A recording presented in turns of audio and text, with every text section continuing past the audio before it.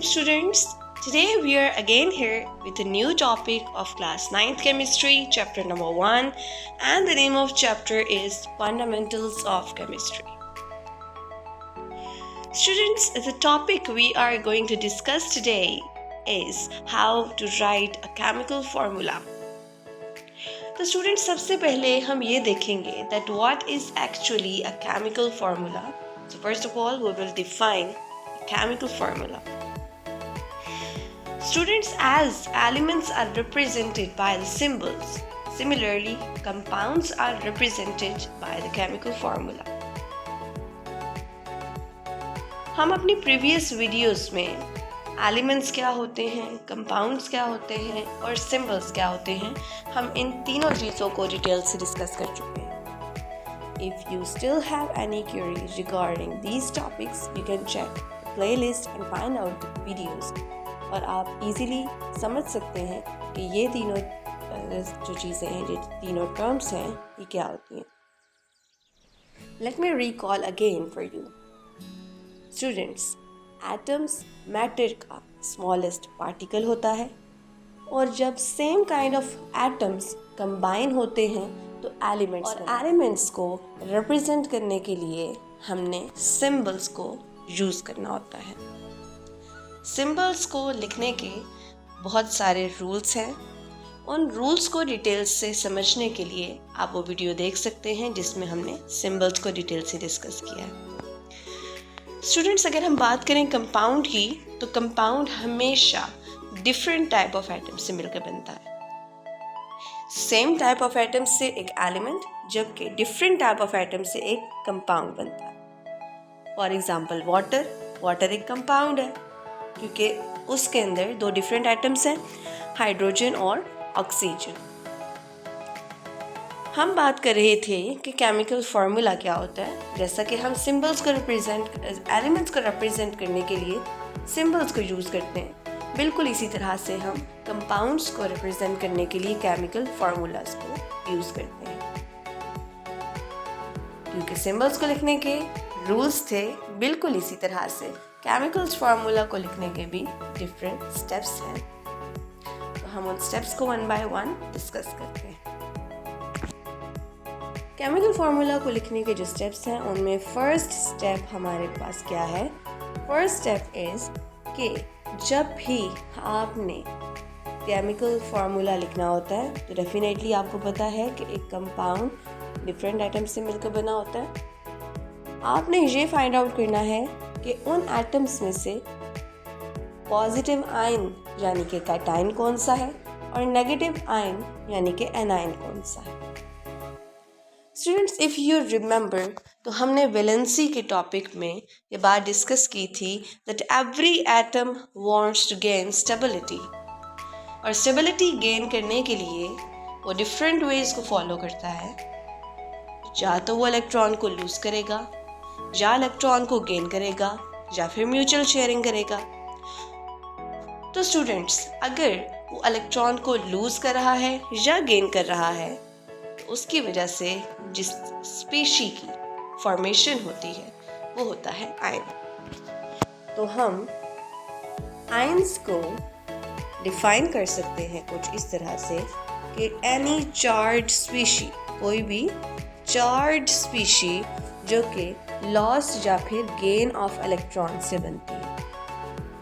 Cation और anion, ion की ही दो डिफरेंट टाइप्स हैं. कैटायन वो एटम जिसके ऊपर, या वो आयन जिसके ऊपर पॉजिटिव चार्ज हो, और वो आयन जिस पर नेगेटिव चार्ज हो उसको हम एनायन. तो स्टूडेंट्स, फर्स्ट रूल क्या है कि सिंबल्स को इस तरह से लिखते हैं, एलिमेंट्स के सिंबल्स को, कि पहले कैटायन का सिंबल आए और बाद में एनायन का. जैसा कि जहाँ आप एग्जाम्पल में देख सकते हैं कि सोडियम एक कैटायन है और क्लोरीन एक एनायन है. तो हमने सोडियम को पहले और क्लोरीन को बाद में राइट डाउन किया. So this was the first step. First step क्या था? To write down the symbol in such an order that cation comes first and anion comes later. Second step is कि हम हर एक ion की valency को लिखते हैं टॉप राइट कॉर्नर. अब उसकी एग्जांपल्स आपके सामने मौजूद हैं, जैसा कि सोडियम है। सोडियम एक इलेक्ट्रॉन को लूज करता है और उसके ऊपर 1+ चार्ज आ जाता है, जो कि उसकी वैलेंसी है। इसी तरह से कैल्शियम 2 इलेक्ट्रॉन्स को लूज करता है और उसके ऊपर 2+ चार्ज आ जाता है, जो कि उसकी वैलेंसी है। सिमिलरली क्लोरीन 1 इलेक्ट्रॉन को गेन करता है, उसके ऊपर 1- चार्ज आ जाता है। और लास्ट में हमारे पास जो एग्जांपल है वो है ऑक्सीजन की। ऑक्सीजन 2 इलेक्ट्रॉन्स को गेन करता है और उसके ऊपर जो वैलेंसी आती है वो क्या है, 2 नेगेटिव।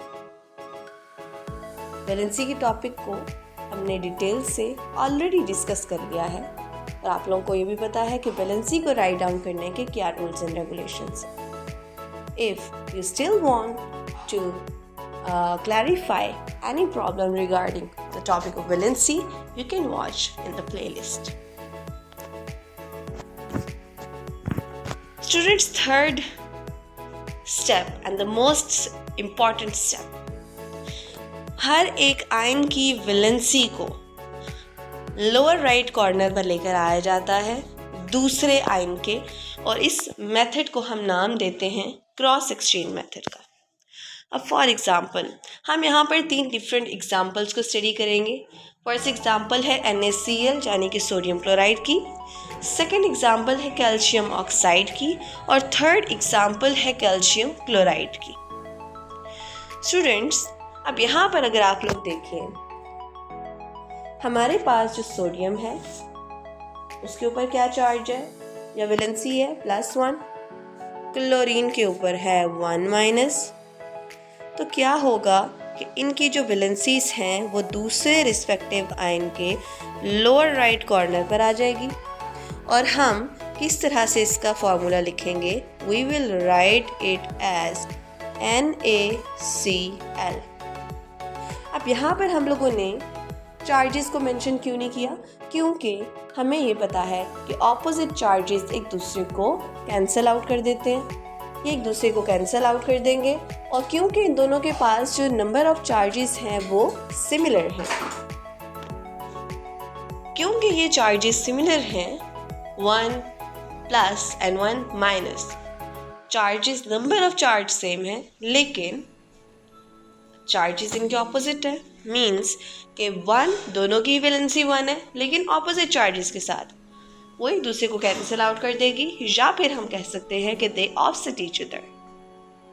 तो हमारे पास जो फॉर्मूला आएगा क्या आएगा, NaCl।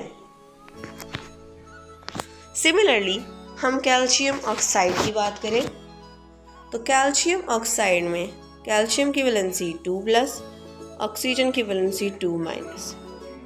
तो जब हम बात करते हैं कि क्रॉस एक्सचेंज मेथड से क्या होगा, 2+ ऑक्सीजन के नीचे और 2- कैल्शियम के नीचे आ जाएगी, और ओवरऑल जो हम लोग लिखेंगे इसका फॉर्मूला वो होगा CaO। यहाँ पर भी सेम केस है, same valency having opposite charges, और ए एक दूसरे को ऑफसेट कर रही है। अगर हम लोग लास्ट एग्जाम्पल देखें, that is of calcium chloride, ये थोड़ा सा डिफरेंट केस है। कैल्शियम के ऊपर वैलेंसी 2+, क्लोरीन के ऊपर वैलेंसी 1-। अब यहाँ पे क्या होगा स्टूडेंट्स, 2+ क्लोरीन के नीचे आ जाएगा, 1- कैल्शियम के नीचे आ जाएगा, और ओवरऑल हमारे पास ये फॉर्मूला बन जाएगा, Ca के साथ आ रहा है 1, तो 1 को लिखें या ना लिखें, इट्स ऑल राइट। क्लोरीन के पास आएगा 2, और चार्जेस को चूंकि हम नहीं लिखते इसलिए हम यहाँ पर चार्जेस नहीं लिखेंगे, तो ओवरऑल जो इसका फॉर्मूला बनेगा वो क्या होगा, CaCl2। So this is how हम लोग केमिकल फार्मूला को क्रॉस एक्सचेंज मेथड से कैसे लिखते हैं। स्टूडेंट्स, ये हम लोगों ने डिस्कस किए steps for writing chemical formula of a simple compound. अब हम लोग जो डिस्कस करने जा रहे हैं उसमें हम सिंपल कंपाउंड्स की बात नहीं करेंगे, बल्कि हम बात करेंगे रेडिकल्स की, कि हम रेडिकल्स अगर किसी भी कंपाउंड में इन्वॉल्व होते हैं तो हम उसका केमिकल फार्मूला कैसे लिखते हैं। But First of all, we have to know that what is a radical actually. Students, अगर एक आयन कॉम्बिनेशन होता है 2 और more substances का, more atoms का, और उसके ऊपर एक नेट चार्ज भी होता है, तो उसको हम बोलते हैं रेडिकल. अब फॉर एग्जाम्पल, यहाँ पर एग्जाम्पल ले रहे हैं सल्फेट की और फॉस्फेट की. फर्स्ट ऑफ ऑल हम बात कर रहे हैं सल्फेट. अगर हम लोग बात करें सल्फेट, तो इसमें सल्फर एक अलग एटम है, ऑक्सीजन एक अलग एटम है, और इनके ऊपर एक नेट चार्ज भी है जो कि ओवरऑल टोटल चार्ज को रिप्रेजेंट कर रहा है. तो हम कहेंगे कि ये एक रेडिकल है. सिमिलरली अगर हम लोग फॉस्फेट की बात करते हैं, दिस इज PO4 3 नेगेटिव.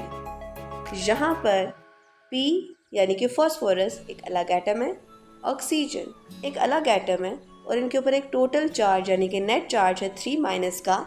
तो हम बात करेंगे या हम कहेंगे कि ये भी क्या है, एक रेडिकल. तो कुछ ऐसे कंपाउंड्स होते हैं जिनमें रेडिकल्स की इन्वॉल्वमेंट होती है. उनका केमिकल फार्मूला किस तरह से राइट डाउन करेंगे, लेट्स सी. स्टूडेंट्स, उनका केमिकल फार्मूला लिखने का भी सेम वे है, बट एक चीज़ याद रखनी कि एनाइन को यानी कि नेगेटिव चार्ज बियरिंग पार्ट को पैरेंथेसिस यानी कि ब्रैकेट्स में राइट करते हैं. अब फॉर एग्जाम्पल यहाँ पर आप लोगों को जो एग्जाम्पल्स दी हुई है वो है एल्यूमिनियम सल्फेट और calcium phosphate. So let's see कि हम इनको किस तरह से राइट डाउन कर सकते हैं. फॉर एग्जाम्पल एल्यूमिनियम की वैलेंसी होती है 3+, सल्फेट की वैलेंसी है 2-. अब हम यहाँ पर क्रॉस एक्सचेंज मेथड को फॉलो करते हैं. 3- जाएगा सल्फेट के साथ और 2- आएगा एल्यूमिनियम के साथ. क्योंकि हम चार्जेस को मेंशन नहीं करते, एल्यूमिनियम के साथ आ जाएगा 2, और ओवरऑल जो सल्फेट है वो एक रेडिकल है और नेगेटिव रेडिकल है, तो इसको हम पैरेंथेसिस में लिखेंगे और इसके साथ आ जाएगा 3. So this is how we write the chemical formula of aluminium sulfate. बिल्कुल इसी तरह से कैल्शियम फॉस्फेट. कैल्शियम की वैलेंसी 2+, फॉस्फेट की valency 3-. It will be cross exchange like this और ओवरऑल फार्मूला हमारा आ जाएगा Ca3PO4 twice. So this was a simplest topic ever. अगर आप इसको गौर से समझें, I hope you all well understand this topic.